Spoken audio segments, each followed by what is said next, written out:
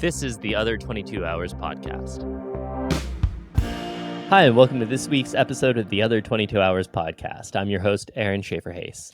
And I'm your host, Michaela Anne. If you are new to us, thank you for checking us out. If you're returning, welcome back. So if you are new to this show, it's not your typical music podcast where guests come on and talk about their latest record or promote a tour they're about to leave on.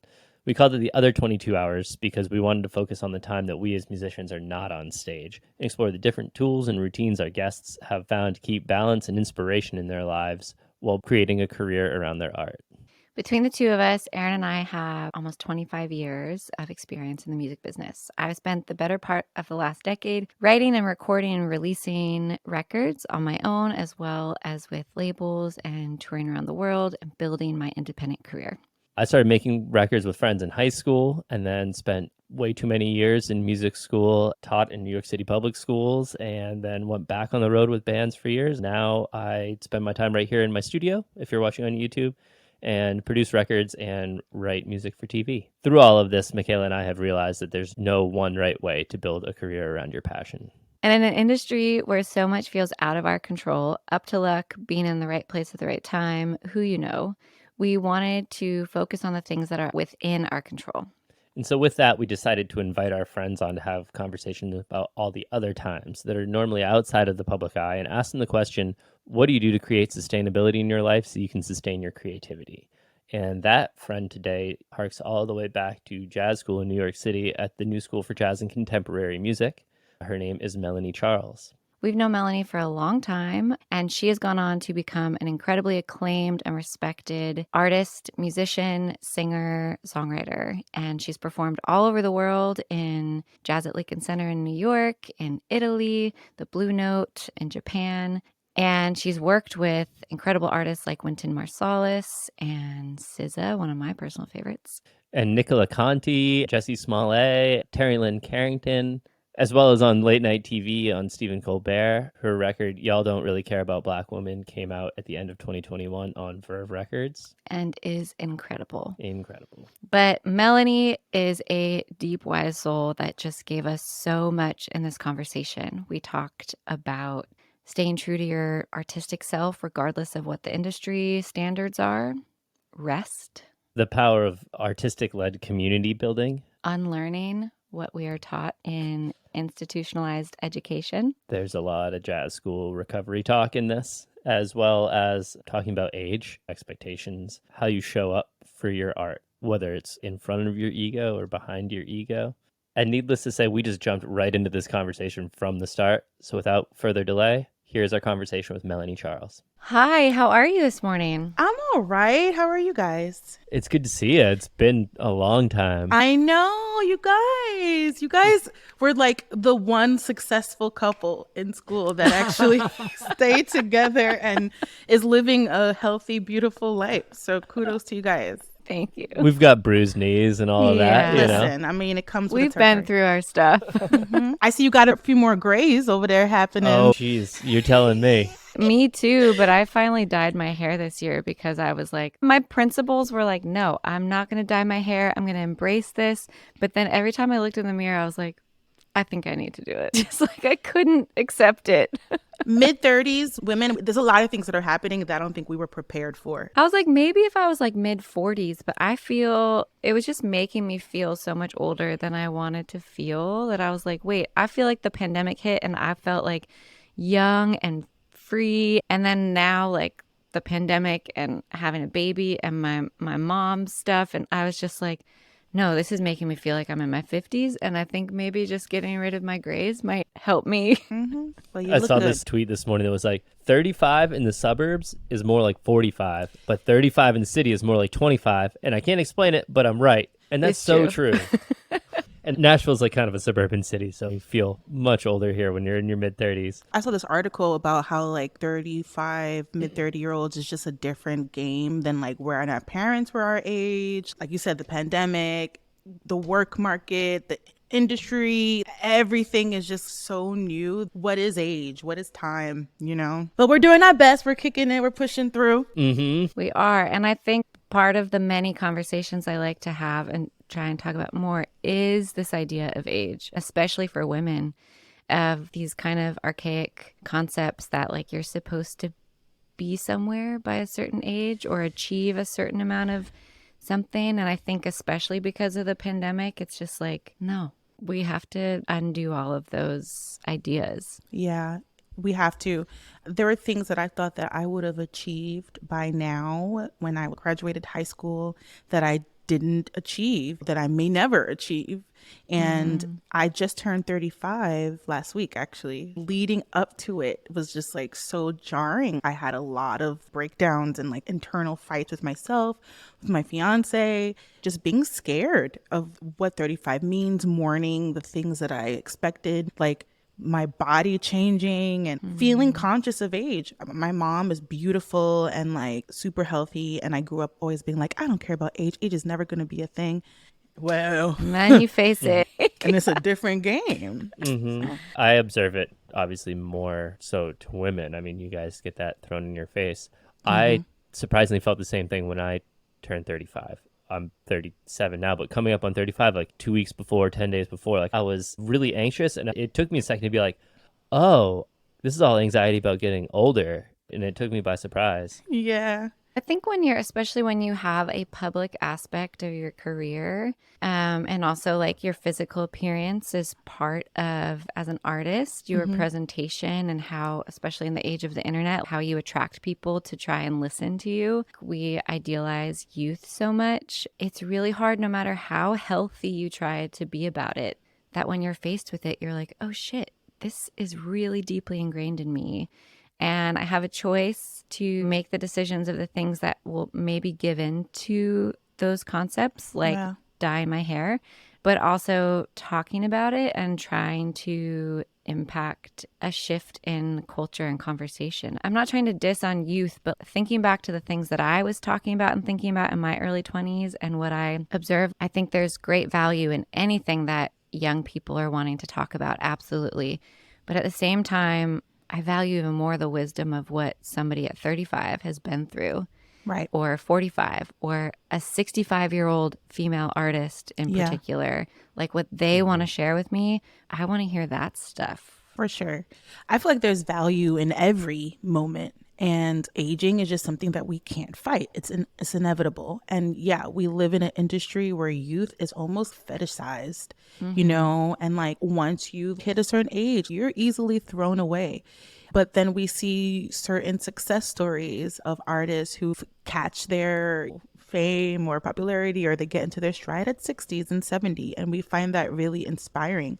And at the same time, like I used to judge people that would do certain procedures to look young, but really at the end of the day, right now where I stand is, you know what, do whatever you need to do to feel okay, because at the end of the day, that's the journey that we're on. How can I feel okay with what I got right now, whatever I have to do? If it means changing your wiring and finding the beauty in your current state, or if it means going on a crazy diet, or if it means dyeing your hair, whatever it is, small or large, I just feel like we just got to do it and just find a way to push through and not judge ourselves. You know what I mean? Because I think it's really easy to judge, especially those of us who went to jazz conservatory. I feel like there's something that we were taught to just beat ourselves up. I'm still recovering. Listen, me too, bruh.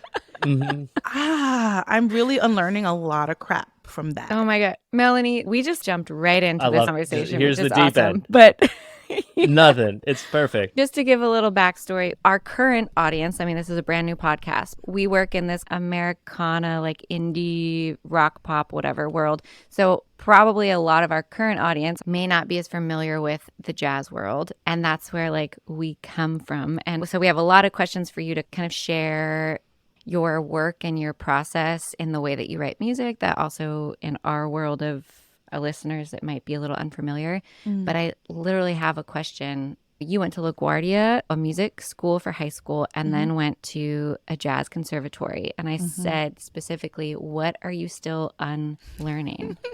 How did so much music school impact your musicianship and creativity? I feel like music school, like serious music education, kind of removed the fun of music for me. And I remember graduating high school and a lot of my peers saying, LaGuardia ruined music for me and I'm just going to quit music and just do something else. And I remember feeling like, oh, then you weren't made for this. If it takes your high school schooling to make you quit, then you weren't supposed to be a musician anyway. So good, go do what you got to do, right? All right. So then I pushed through with the new school, and some of my most treasured experiences are from that time. So I totally value it. I love it. I wouldn't have it any other way. However, the pressure, the perfection, the ethos, the sense of like worship of jazz legends and like who's like killing. Oh my God, that word killing. Ugh. Up till like this year still, I found myself when it's time to perform, to share music, thinking about checking certain boxes of what I learned in school, whether it's pitch or like making sure like it swings in a way, or that I'm doing this kind of material so that you can say that I am a jazz musician. All of those things have gotten in the way of true creativity. And although I think anyone who listens to my music will say, no, you totally do your own thing and you're creative, but I still have these internal battles that maybe may not be viewed on the outside, but I'm still working through that stuff. I might always, probably to the day I die, be unlearning that. And maybe that is the beauty of it, right? They say like learn everything and then forget about it. That's like the goal of this whole thing, I guess. So it's a process. I'm still unlearning, child. But now I'm in the role of mentorship now. And so I'm trying to like infuse that in my teachings of like, okay, here's how I did it, but there's no right or wrong way to do it, and trust your instincts. Your instincts are on point. Maybe there's like certain technical things that you may not know, and you'll learn that with time. But you know at the end of the day what you need to do for you, and have faith in that. 100%. I come from a similar situation. I went to Interlochen Arts Academy for 2 years before the new school. It was a multidisciplinary art school, which was really inspiring and really helped. And then I kind of got beat down at the new school. Personally. Really? Was that your experience? Yeah, Interlochen was really inspiring. I'm like, yeah, this is it. Kind of was like jet fuel to my passion and my love of music and all of that. And then I kind of got beat down at the new school. I'm still processing through that, a lot of the shoulds, and I should be this, and a lot of like, do I want to do this for the validation and to like check the boxes of these people that I put on pedestals, or is this my actual creative drive and my vision? Yeah. The teachers that I had along the way that had a huge impact on me all approached it by basically teaching me how to teach myself and be curious and be open. And that is such a thing that I see is unfortunately rare, especially when you get to like a conservatory thing. There's a lot of like, this is the way it is, this is how it is. And the teachers that were really open and taught me how to be curious are the ones that really stuck with me. Yeah, for sure. We all went to the new school. I remember there was one teacher that so many students did not like, but she, may she rest in peace, Miss Janet Lawson. But she was one of those people that really just encouraged me to just do me, you know, if it got messy, weird, like she was all about pushing people to just really just explore. And it's so crazy. Exploration is such a simple thing. We're born with that natural instinct to want to explore and try things and get into trouble. And then we unlearn that, and school ruins that for us. So it's really cool to hear that you've still held on to that. I feel like I've still held on to that. I think that's a little lifeline for doing what we do. I definitely felt like I got beat down at the jazz school. I came to jazz school because I loved the American Songbook and I loved the songs. And then I ended up in this school that felt like they didn't honor songs at all. They were just like, you should be able to technically be a great singer like how a trumpet player plays a trumpet. Right. And it was, you know, really emphasized on scatting and doing all this other stuff that I was not good at. So then instead of me thinking, okay, this isn't my forte, maybe I need to find somewhere else, I internalized it. And I didn't have any teachers who gave me that message of, okay, this is one way to approach music. Use these tools to develop your thing. I didn't have that message. I had the message of, you can't do this specific thing to the level that we think is great. Well, then you're not worthy. Well, and I think it depends on the path that you want to go, because there is a truth to that, you know, and with time, I began to understand that if you want a jazz Grammy, or if you want to sing with Wynton Marsalis's big band, or if you want to do these certain kinds of things, then sure, there is a way that you're going to have to perform. But if you're curious about like this world of sound that you can create, then dig into you. And I'm lucky that, sure, jazz school kind of really messed us up with that concept of this is how it has to be. But I'm so blessed that I have a mother, she's a Haitian immigrant, who's just like weird, artsy, hippie, but is anti-weed. It's a weird conundrum, that woman. But she, from day one, was just like, you want to sing? Here's voice lessons. You want to play flute? I'm getting you a flute. You want to do musical theater? Go do music. You want to do Haitian voodoo songs? Go do Haitian voodoo songs. You want to go live in Japan? I support you.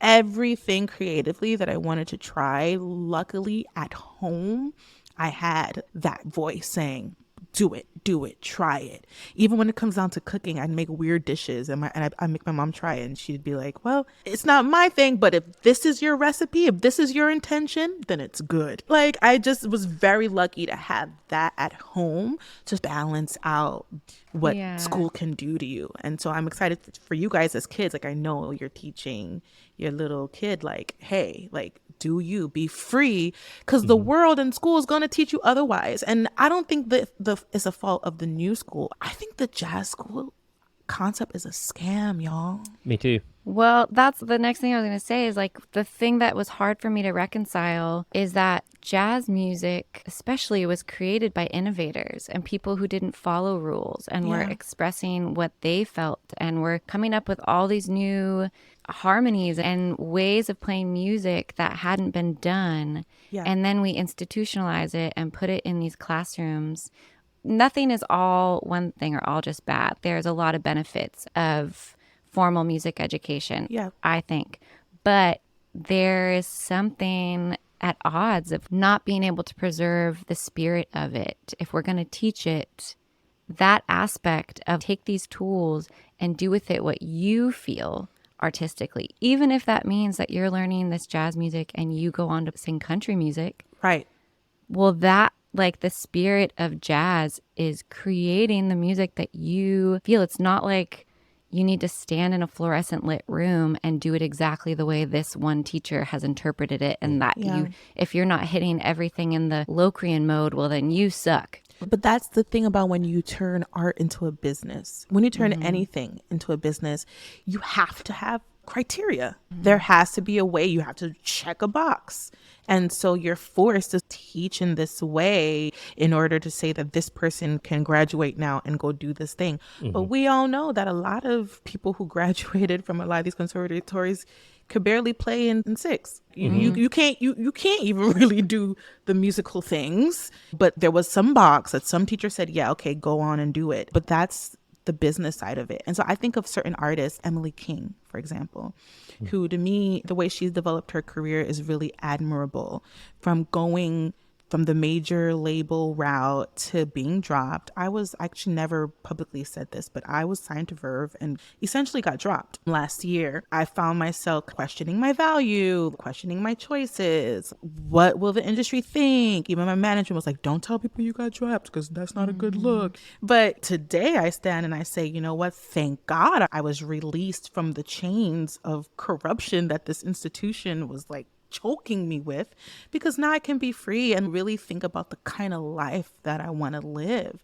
I'm not really interested in doing what people believe I should be doing. I want to do what makes me feel good, what is inspiring other women that look like me, that may or may not have had similar experiences as me. Those are the things that really inspire me. Performing in certain venues or doing specific type of genre of music, after a while, for me, is just like boring. I don't got time for that anymore. I spent most of my life doing that. Something's got to give, you know? Yeah. But like I started saying, like Emily King, her being dropped from this major label, and now to me, like the body of work that she's created since then is just so expansive and just imaginative and really exciting. I'm really grateful that she went that path. So that's the kind of career or lifestyle that I'm looking to now. Whereas before, I would have said, I want to be like Lord knows the people that I was looking up to. I mean, power to you to see the opportunity in cutting ties with that label, because I think it's so easy when you're creating art and trying to build a career around your art and releasing your art. There are these gatekeepers, labels, booking agents, festival promoters, radio, whatever it is in your world, that you can so easily slip into feeling like subservient to that, and that put so much validation in their word. When one thing that is said a lot on this podcast is that like they all work for you at the end of the day. If you weren't making your art, they would have no business. And Verve is such a respected label, but if it's not right for you, it doesn't matter what label it is. If it's keeping you from making the art and making the statement that you want to make, it doesn't matter who it is.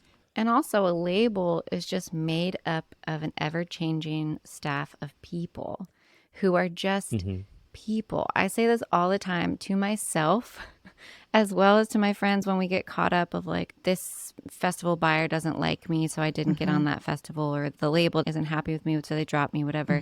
Or this journalist won't write about my record. It's like, okay, these are just people who decided that they would pursue that job in life to make these decisions. They aren't like touched by the god of music that they somehow have the taste to determine. They're just random ass people. They're just random people who have that job, who have that power, and who are probably don't even really know what they like, probably have bad taste in music. I've spoken with some label people, I'm not gonna name no names, but when you ask them what they're listening to, they're just like out to lunch, like not like, I'm like, do you even like music? You know what I mean? Like some of these people, they don't even know. And so it's like we've been sold this false idea, and it's just like, nah, dude, you just gotta do you. And also, like, I'm really fascinated right now with artist driven movements, like you guys taking the mic and doing this podcast and like having these conversations as artists. I too have my own little podcast as well. You know, festivals hiring artists to curate. I'm curating for Brick Jazz Fest this year. Like to me, that's really fulfilling. And like my small little experience as a musician, creating spaces for other artists that maybe these festivals may not pay attention to, but because I'm actually in the field, I'm like, oh, you got to get this person, you got to get that person. To me, that's the changing tide, is artists taking more ownership over what the curation of music at large, and not just these old people who are not cultured and who aren't really invested in art. Or there's a difference, even like the most well-intentioned super fan music journalists or festival organizers, talent buyers or whatever, there still is a difference between being someone who loves music and really maybe has the most well-intentioned respect for artists, and being an artist who is in the community and living the life as a working musician. There's just a difference that you can't understand unless you live it. For sure. And on that, I mean, art is not created in a vacuum. So the artist-driven, like, community leading, I think is really important. And I see it as well in our world of people, artists curating things more. I think maybe it's the way the internet has evolved into being so accessible to everybody. There's more outlets, but also I've seen it with festival curation. And in our world, there's a lot of like big multi-band tours that happen. It's almost like festival tours in a way that happen, which is curating experiences in a way. And I think just that sharing audiences, sharing ideas, sharing music, that is a good thing for the community as a whole. I think hopefully it can turn into a feedback loop that really starts to bubble up. I have to also acknowledge, going back a little bit to talking about the jazz thing, is that in our jazz education, they were teaching us about a lot of shit, but missed so much shit. For example, people like Rahsaan Roland Kirk. People know him as the guy that played a couple of saxophones at one time, but he was actually really invested in creating movements for artists and beginning his own union for artists. And like, he was one of the first people to be really radical in getting Black jazz musicians on television shows. He started his own jazz festival that was sort of like a rival to Newport Jazz Fest, and ran the festival at the same time that Newport was happening. Like, there's Sun Ra, who I read whenever I'm sad and I need inspiration. I read a poem from this book, Prophetica. The dude had his own like publishing company, and like Louis Armstrong was a huge audiophile and has buckets of cassette tapes where he would record conversations of himself and other musicians in hotel rooms when he was on tour and stuff. He was the original podcaster. Yes, y'all. So I'm saying, like, in school, they didn't even teach us this juicy stuff. You know, sure, there is a resurgence of this happening, but this ain't new.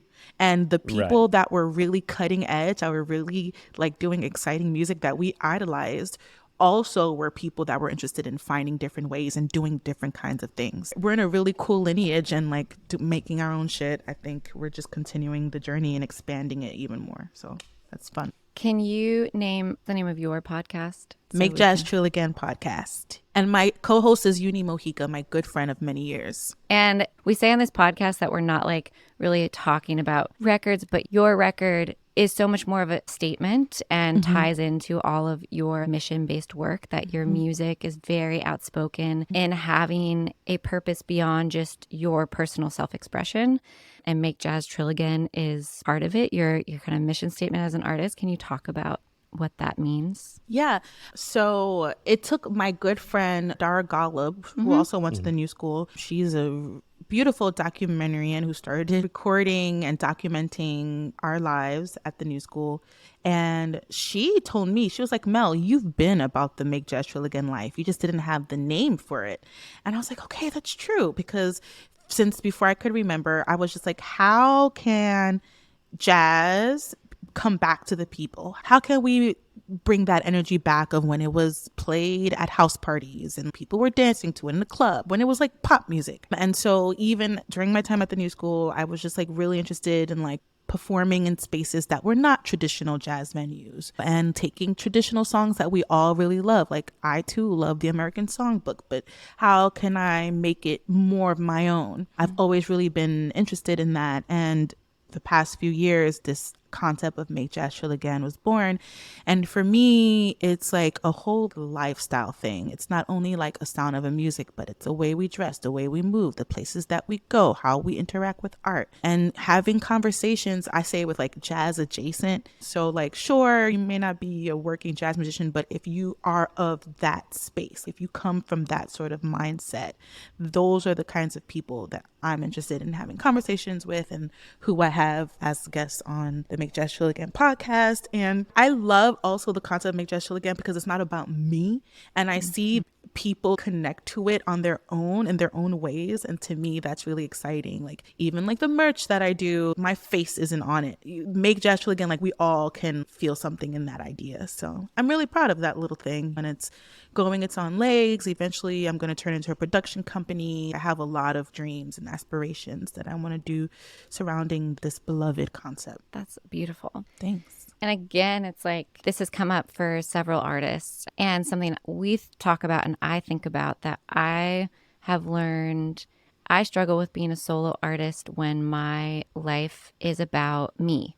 When it's about me putting out my music and promoting myself and look at me on social media so you'll listen to my music, I just am not happy when I'm in that mode and doing things like this. And I do a lot of private songwriting coaching and private voice lessons. And when I'm in service to other people, I feel so much happier, more alive, and it feeds my creativity to create because it's not self-focused. I mean, I connect to that so much because I always was the music girl, right? Even from elementary school.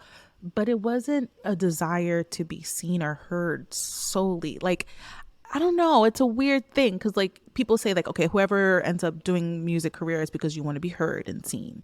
Maybe there's a piece of that, but I think it's just simply my safe space is making music and making art. It's just something that I'm comfortable doing, but I definitely found myself struggling, let's say in moments where it's many vocalists, right? And it's like a duo, a trio, and certain vocalists will use that as an opportunity to do their best runs and do their, you know, I've always found myself shying away and sort of been like, you take it, girl. Like, you know, like I don't, that doesn't feel me, but no shade to people who are like more competitive because that's entertaining and really cool as well. And people who are like, come see me, hear me, see me, feel me. That's beautiful. And that's really inspiring. I love that. But just for me, I get uncomfortable. I get awkward. It's so strange. That's when I choke. I'm like, this is my worst performance when it's my turn to shine. I'm like, Right. I don't know what that was. I'm so sorry. Yeah, like, I don't know what you want me to do. It's just not me, even though people might not see that aspect. So I also feel that my love language is creating with others. For me, if you're my friend and I'm recording something, you may not even be a good vocalist, but I'll just be like, girl, come sing on this record. We'll edit it after, but I just want you on the record because I love you.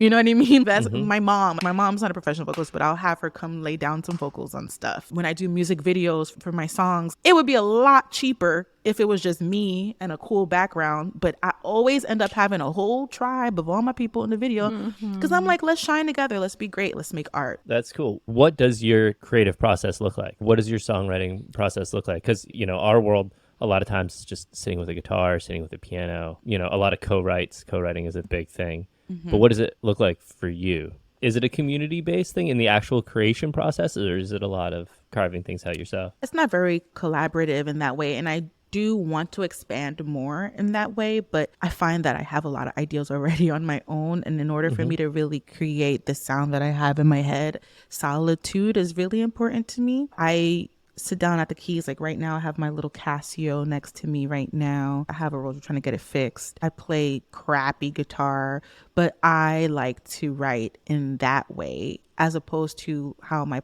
partner, who's also a great vocalist and producer, he likes to write in the DAW. Like he'll make the beat and like sing and just be right here. And I'm always just like, how do you do that? I need to work the song out first somewhere organic and then apply it into the recording mode. It works for me because I write for the intention of performing it and delivering a message. Some people write for the album, which is cool too. That's why you have certain albums are just like, oh my God, this is incredible, because the intention was I want to make this ear candy or whatever. But for me, my goal is always how is this going to translate live? So that's how I write. But lately, I find myself doing a lot of remixes and a lot of reimaginings, which is what my last record, Y'all Don't Really Care About Black Women, is. It really is more of a reimagining of works by women like Billie Holiday and Sarah Vaughan. And in that context, I'm always like, how can I dance to this? How can this be attractive to someone that is not necessarily invested in this 1920s jazz era? Like, how can I make it palatable to them? How can I just make it bump? So it's just two different modes of creativity, like from my personal writing organically to just taking other works and reimagining and making it more modern. I don't have one process. So there's one song that I wrote. I was in Cali and I kept running into interesting people that were saying really beautiful things. And I would just like take a phrase, like, it's funny how things like that happen, whatever, something like that. And I write it down. Da-da-da-da. And by the end of the summer, I wrote one of my favorite songs I've ever written. And it was just like little phrases of little conversations from the people that I met. So I don't have one way to do it, but whenever the creativity is there, I just try to capture it. I feel you on the solitary creative space. Most of my writing, 85% of my writing, is kind of for sync and for licensing for TV and film and whatnot. So there's a very small, weird framework that it's creating within, but all of that is with other people. And a lot of it is, you know, in this room here in my studio where I'm writing and producing at the same time. And kind of the MO is at the end of the write, most of the song is finished and produced and all of that. Right. And that has taken so much to get used to, which I think is like the jazz school thing, the voice in the back of my head, like, oh, I'm going to get judged. Like, they're going to think this is lame, like all of that. But it's weird to create in that sense for me. I would much rather just take something that's 60% there and then step away and be able to fill out that world the rest of the way. I think it's really cool what you're doing. And that's something that I want to be able to do, because I think that's a really strong skill set to be able to say, okay, I have to do this thing and okay, I did it. You know what I mean? Like, how cool is that for us to train ourselves to do that? Because of that, you found a way to live a life where you can just live solely on music. Thank God. Otherwise, Lord knows what you'd be having to do in order to sustain yourself. So I think that's really cool. And yeah, the financial aspect of music is also something I feel like that is not publicly talked about that much, because there's like the shame of if you have to work other jobs, then you're not really a working professional musician. yeah. And the reality is that just it is really hard to make a living in music. It really is. It really is. Yeah. The industry is not what it used to be. Like touring now, being a touring musician, you gonna come back broke. There was a Yes. time where if you went on tour, that meant, okay, I'm gonna make me a little bit of money. I'm gonna have a couple, Now you go on tour, it's a sacrifice. It's like when a politician goes on their campaign, like they're paying. It's promotional. So I've had to really struggle with that. I'm really lucky that I had a couple of grants that sustained me and that I've been saving my little monies. And now I'm doing projects and stuff. Like I'm doing this thing with the Brooklyn Nets, which I'm an artist collaborator with them. So basically they have me doing different things throughout the year. One of the things was produce this track for All-Star Weekend. And that was really hard because I had to like produce this thing and it'd be done. You know what I mean? I didn't have that space to like let it sit and marinate. I'm glad that I was able to pull that off. But as artists, we gotta, sure, we want to be able to sit at the keys and like let it da-da-da-da. But not always do we have that luxury to do that. And being malleable is super important. Yeah, it's taken us a long time to build what we have. I mean, being together since we were in college, like 15 years, it's been inspiring to me to watch his dedication to making his living off of music, because there have been some really, really tight, hard times where I've always been much more afraid of the financial hardship of it. So I always would have other jobs. Like I always would babysit or get a waitressing job or whatever. Right. And the last several years, I sustained my income off of teaching and coaching with my performance in music. And thankfully, it's now gotten to a point where that's also a contributing aspect of my income. But like, I make money when I go out and tour solo. But if I take a band, I always lose money. If I have to pay other people, I never make enough money to come home with a profit. It's so sad. And the whole system needs to be reworked. We need to be like looking at how is the money getting broken down with these festivals? Where is the money going? Who's getting rich? Yeah. Because it ain't us. Yeah. Like, so where is the money going? So there needs to be some really deep research, but I don't know. That part of it is very discouraging. I have a European booking agent now and I have a US booking agent, and it's like, you think that it would mean automatically like a big financial jump and like a big opportunity jump, now that you have these people in place. But the industry and the infrastructure is what it is. Unless you're lucky. I don't know. I guess there are certain people who are really blessed and like things jump for them, That hasn't been my story. No, and I think these conversations are important because I think it's so hushed that I think there are people even on a level that are like selling a lot of tickets that you would think must be making money. And because then their expenses increase, they're also losing money on tour. So I've always been someone who I could be called nosy or I could be called just really curious. I want to know everything. I want to see everybody's spreadsheets. Yeah. How is these things getting broken down? But it's true. Like people really want to sell you a story and like make you think that everything's figured out. I've never been that kind of person. I'll be the first one to tell you when something ain't right. I'll lead with that, if anything, because this shit isn't perfect. And we're not doing it because it's easy. Clearly, it's hard, but we didn't choose it. It truly chose us. And so we're just trying to find a way. Absolutely. I think this is tying back to like how we started with talking about age and all of that, where there's this fetishization of like, oh, this is my debut record, and it's like, you pull the curtain back, you're like, oh, this is like an overnight sensation 10 years in the making. You know what I mean? Yes. And 10 is that number. I feel like it does take 10 years for something to happen for sure in this creative space. Yeah, or more. We know people who like are 20 years in and have had multiple bands, and then they have their debut solo record at 40 some years old, and then things start clicking. It's just understanding like the nitty gritty behind the scenes is what I love to see. Like I want to know people's worst moments and their worst gigs, not the highest moment that they had. I want to know what they endured to get there. Yeah, that's where the juice really happens. I mean, I have certain gigs that I've done that were such an important gig. I mentioned Wynton earlier. So being at the New School, coming up. That was the holy grail. We all worshipped Wynton Marsalis in the big band. And like, I remember doing shows and wanting to rebel against the Jazz Lincoln Center space and being like, I'm going to perform this song, but I'm going to do it my way. Like literally at Sweet Rhythm. You guys remember Sweet Rhythm? Oh, yeah. Oh, yeah. And then fast forward a few years later, I think 2 years ago, I got the call to sing with Wynton Marsalis Big Band. Oh my God. I was so excited. My mom was so excited. My mom felt like, finally, something's happening with your music. Finally. And y'all, I bombed. Like I sucked on that gig so bad. Like right now, it still haunts me. I try to forget about it and I think about it. And the big mistake that I made was that I was focusing on the fact that I was singing with Wynton Marsalis. That. Such a small thing. But there was no music. I didn't make no music because I was trying to impress him, impress the people, prove why I was there. But now I'm going to Germany in 2 weeks. I'm going to be singing with the WDR Big Band. I don't know if you know about them. I don't. This band out there.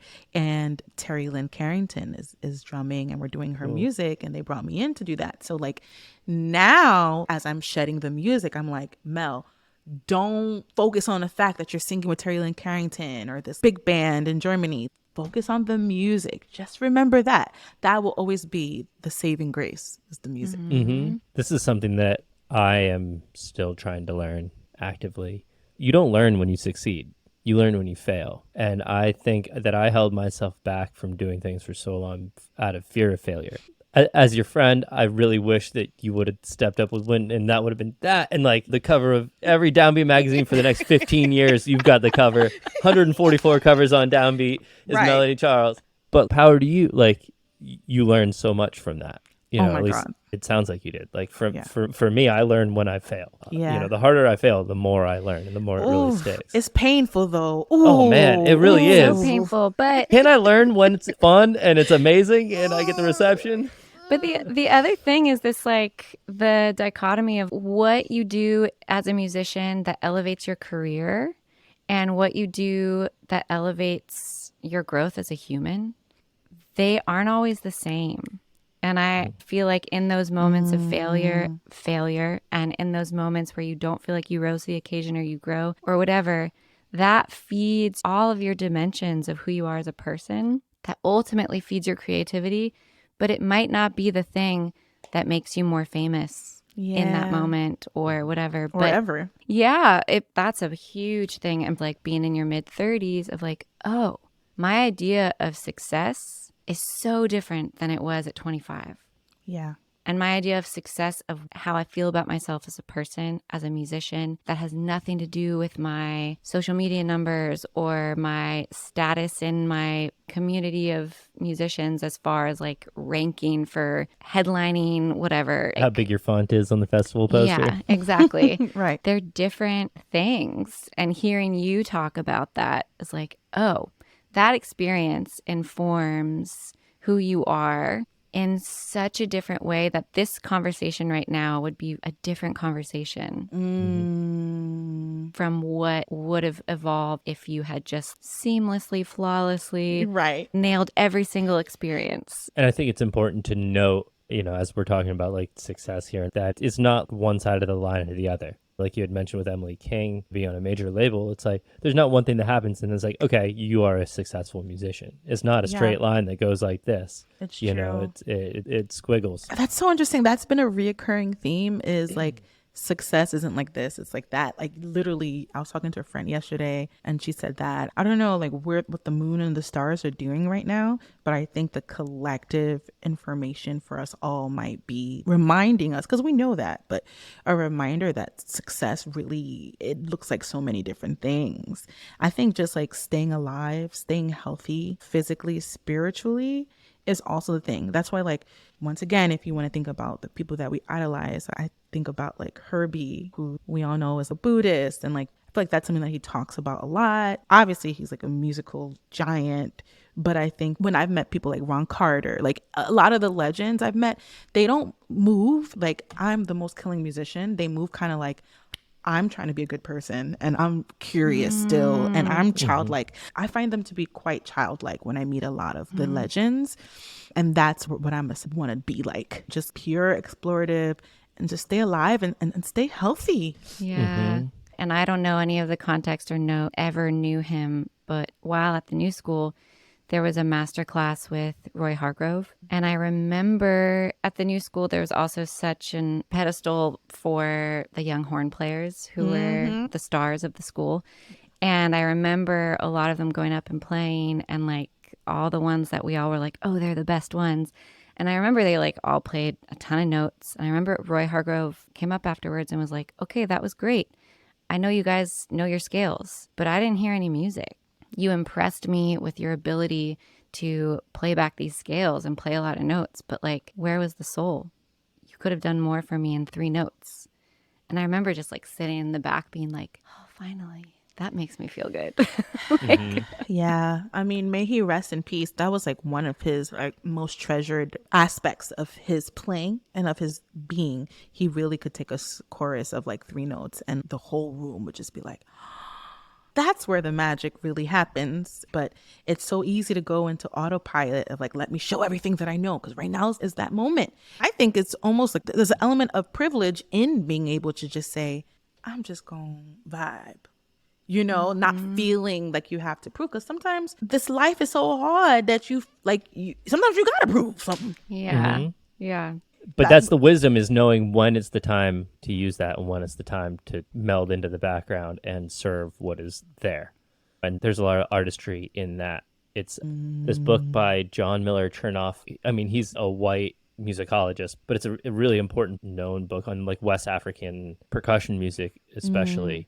But one of the key points in that book that he had gleaned from studying this music and spending time with these people in these tribes for 20 years was that it's not the change that you make in the music, it's when you make the change. With all that kind of trance music, he's like, that is the statement. It's not like, ooh, look at that change that he made. It's like when it happened and how that served what was happening. And it's that choice of when that is really some wisdom and some artistry. Yeah, For sure. I know we're running out of time, but I do feel like it's really important to touch on the idea and feeling behind the record that you made that I think personally is very important. Y'all don't really care about Black women. And musically, you remixed all of these songs made by just heavyweights, Ella and Marlena Shaw and Billie Holiday.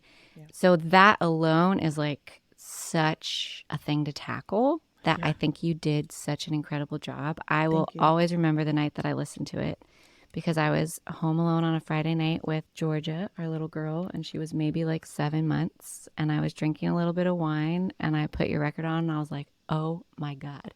And I listened to it again, and I just had such an incredible experience. But musically, it's important, but also your goal in your work with your music and outside of your music and just building your platform is to advocate for Black women and Black women artists. So can you share a little bit about that? I mean, first of all, thank you for taking the time to check it out. And it means so much to me that you dug it. And, you know, y'all don't really care about Black women. This is an experience that I, as a Black woman, know very well. But when I speak with my homegirls, we all find ourselves lamenting about the same things, whether it's wanting to get paid what we deserve, you know, finding supportive love, being cared for, being taken care of with like a sense of fragility and not always having to be the strong Black women. People are always like, oh yeah, strong Black women. But you may not know that us strong Black women are sick and tired of that. We're tired of being strong for everyone, to be the ones always like making everyone else feel okay and like trying to make ourselves small and like conform to a certain thing so that you're not uncomfortable. We're tired of that. But also we're in a society where like you don't want to complain, right? Talking about that is not cute. But, you know, like we established earlier, I'm not really invested in trying to appear cute. I'm just really care about speaking my reality and the reality of so many women. And that's why I was really excited to name the project that, even though it wasn't my original work, because the truth is that all of these women were talking about the same shit that myself and my homegirls are talking about. They're lamenting about the same things. That like famous interview of Nina Simone, when she said the promoter didn't want to pay her, she almost had to show up with a gun to shoot the person. Like Rihanna talking about, bitch better have my money. We're always talking about like getting what we need to survive, to live quality life like everyone else. We want the same things. And when I was approached by Verve to make the project, it was in the beginning of lockdown. They had just murdered Breonna Taylor, and like it was just so apparent how her life really had no value. We all had time to like pause and see that. Like I said, Black women all over the world already are aware of that because it's our daily reality, but seeing it like that was so jarring. I felt so uncomfortable that I was just like, wow, like y'all really don't care about us. And now I'm sort of facing some repercussions of naming the project that, because now I'm constantly almost having to be the voice of like how to care for Black women. What does that mean? You know, like I didn't even think about that aspect of like, once you name a project, that's the name forever. And you're welcoming certain conversations now about that. So with time, like I find myself having to like live up to that. Also like finding ways to embody that with that having to be like my full identity. Now I'm like, okay, if I'm introducing this conversation via my art, via my album, how am I manifesting this in the way that I'm moving? You know, like my little success in my little corner, how can I make space for other women of color now? I can't just talk the talk. Now I got to really walk the walk and commit to that, because it's really easy to like make a space for yourself and just like be in that space. I'm a lot like you, Michaela, of like I like to like research and like see what's happening behind.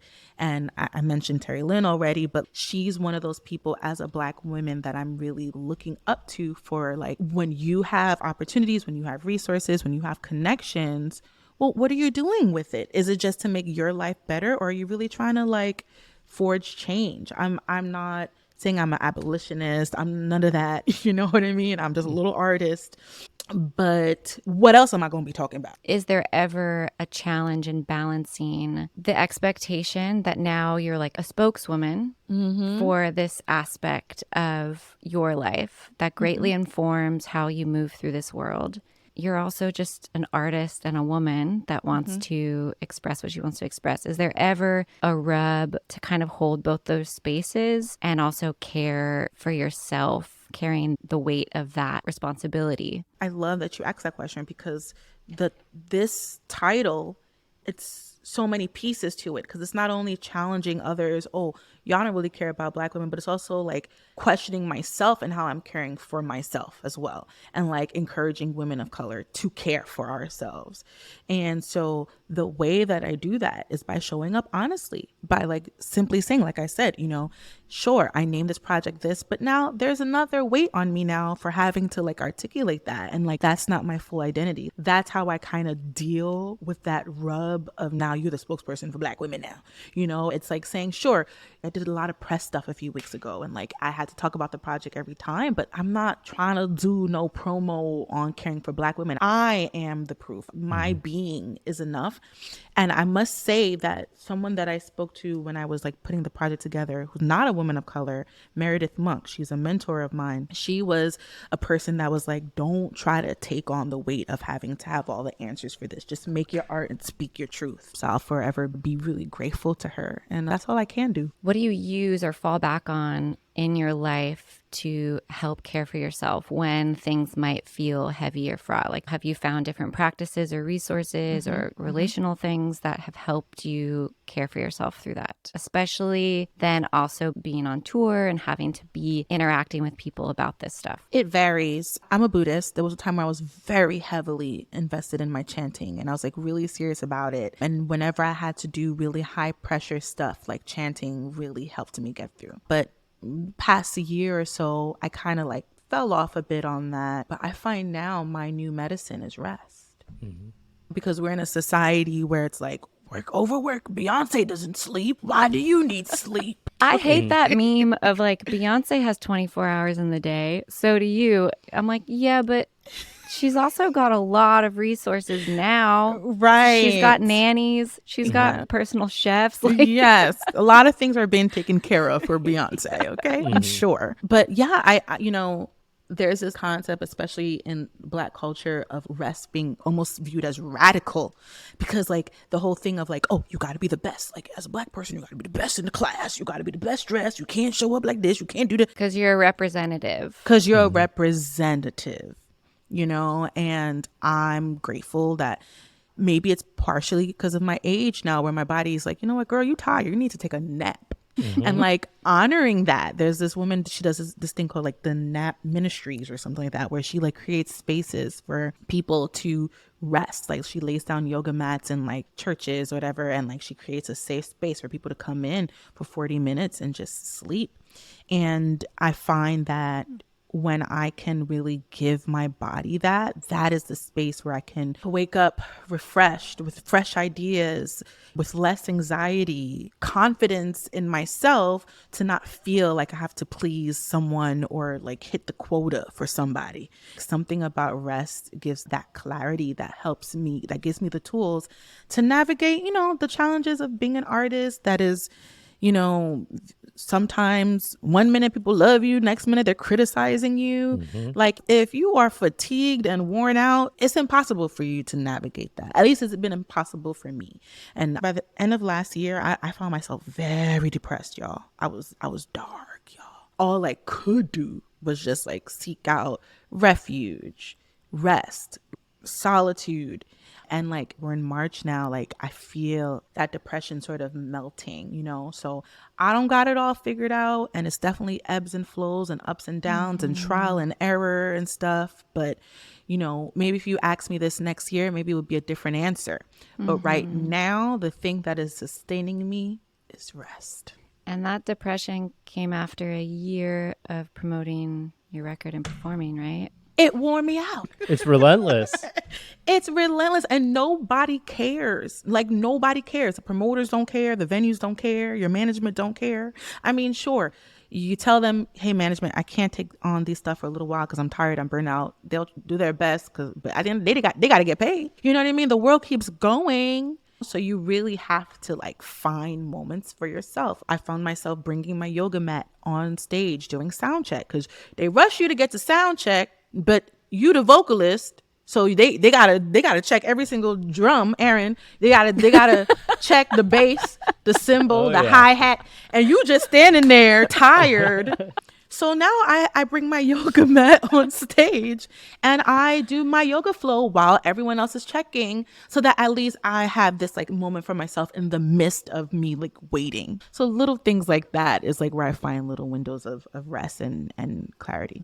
That's a new one. I have I not like heard that. Yeah, because I just stand up there holding my guitar while I'm like, okay, snare, okay, kick. Nobody needs a snare drum in the monitors. We don't need it. Stop asking. I'm like, no, I need nothing in the monitor besides myself, please. Right, that's it. I say that at the drums. I'm like, I need acoustic guitar and voice. They're like, no kick? I'm like, no. They're like, no bass? I'm like, no. Acoustic guitar and vocals. That's it. I know you got faders on all of those. Just pull them all down.